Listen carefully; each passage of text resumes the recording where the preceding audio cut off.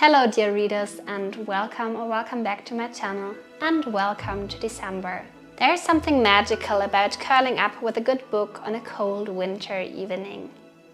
And December's chill invites us to stay inside, sip a hot drink and dive into a world of stories. Today I am sharing a list of some of my all-time favorite timeless classic stories to read in winter. Each of them is perfect for a cozy night by a candle or fireplace. So I will provide you with a delicate selection of stories handpicked by myself. Whether you're looking for mysterious stories that try to discover what is hidden beneath the snow, or you might be looking for a chilling, gripping Gothic story that sweeps the spirit of Halloween and November into December, or you might be looking for something cheerful, positive, that captures the magic of the Christmas spirit, or you're even done with all the Christmas and December talk and just want to escape to a very far away place, I got you covered. So if you're ready, let's just dive in. First up, we have one of my favorite stories of one of my all-time favorite authors.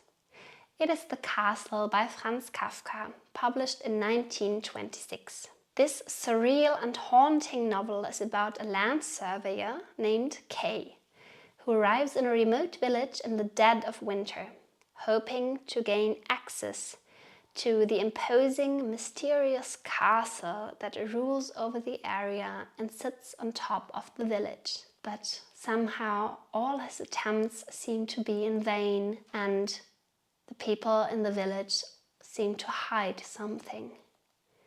The cold, isolating setting is not just a backdrop for the story. It also mirrors Kay's emotional isolation as he becomes lost in a bureaucratic labyrinth. The frigid landscape and oppressive, snow-covered village enhance the story's sense of futility and alienation, intensifying the sense of being trapped in a cold, unyielding world. Kafka's bleak atmosphere turns winter into a symbol of both physical and existential coldness here, making it an ideal read when you need to embrace the winter chill and contemplate life's uncertainties, and when you're a fan of Kafka, of course, all the way. Next, we will move to a short story, The Overcoat by Nikolai Gogol, first published in 1842. In this powerful short story, a lowly clerk named Akaki Akakievich lives a life of cold monotony, overshadowed by the cruel winter of St. Petersburg. The biting wind and snow in the streets are not just external conditions.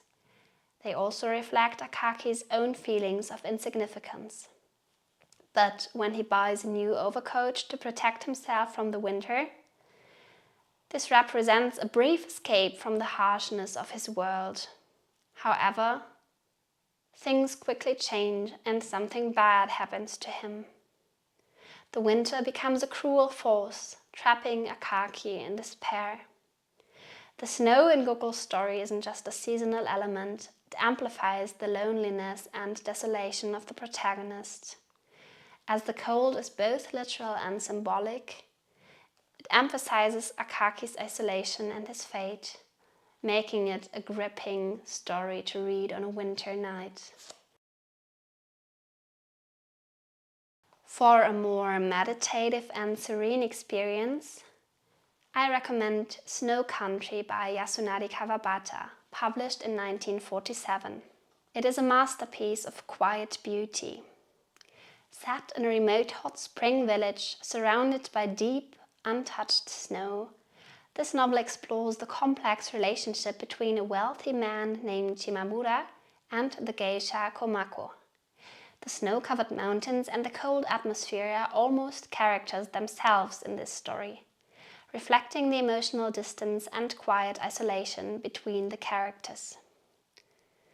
The snow serves as a kind of veil, creating a stillness that heightens the internal struggles of the characters. It is a tale where winter is not just a setting, but a force that deepens the emotional landscape of the story, making each moment of connection more fleeting and fragile. So if you're looking for a quiet, meditative story that is also very atmospheric, I recommend Snow Country by Yasunari Kawabata. For those seeking warmth and comfort, The Cricket on the Hearth by Charles Dickens, published in 1845, is a perfect winter read. Set during Christmas, this novella tells the story of a small family and their cozy home, where a cricket on the hearth is a symbol of warmth and happiness.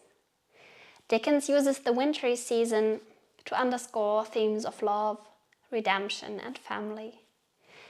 The cold, harsh world outside contrasts with the warmth and joy within the home, where the characters' struggles are soothed by kindness and generosity. The snow outside may be cold, but inside the hearth burns bright, reminding us that the spirit of Christmas can transform even the coldest of winters into something heartwarming and magical. But what good would it be to be on a channel called The Gothic Bookshelf if I didn't also recommend one of my favorite Gothic stories to you? So if you're looking for a chilling tale, The Woman in Black by Susan Hill, published in 1983, is a gripping Gothic ghost story that thrives on being read in the winter month. The tale follows Arthur Kipps, a young solicitor who is sent to a remote village to handle the affairs of a recently deceased woman. As he unravels the mystery of her death, he encounters the sinister presence of the Woman in Black. The oppressive winter fog and the bleak, snow-covered landscape add to the suspense as the cold seems to seep into every corner of the story. The desolation of the setting amplifies the feeling of isolation and fear, making the snow and cold not just atmospheric elements, but active players in creating the sense of dread and impending danger. And again, for a bit of festive magic, I want to recommend The Nutcracker and the Mouse King by the German author E.T.A. Hoffmann, first published in 1816, which is a timeless winter tale. On Christmas Eve, young Marie receives a nutcracker doll that comes to life, leading her into a fantastical battle against the evil Mouse King. The snow-filled Christmas night sets the perfect backdrop for the magic and wonder that unfolds. The coldness of the season contrasts with the warmth of Mary's family celebration and the enchantment that arises from the Nutcracker's world. Snow and winter aren't just details, they make the magical transformation feel even more vivid, as if the cold world outside is giving way to a world of wonder within. Last but not least, I also promised you an escape from the wintry, Christmassy, chilling stories. So lastly, we travel to a place that is very far away from where I'm at, China. And we venture into one of the most iconic works of Chinese literature, The Journey to the West, one of the 4 great Chinese classic novels that was ascribed to Wu Cheng'an, but probably written by someone else or even several people.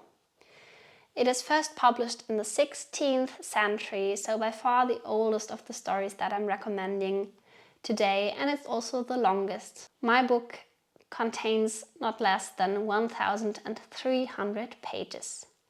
But it is a perfect adventure story, so it will sweep you off your feet. The epic tale follows the monk Tripitaka and his companions, most notably the mischievous Monkey King, as they travel to India to retrieve sacred Buddhist scriptures to bring back to China.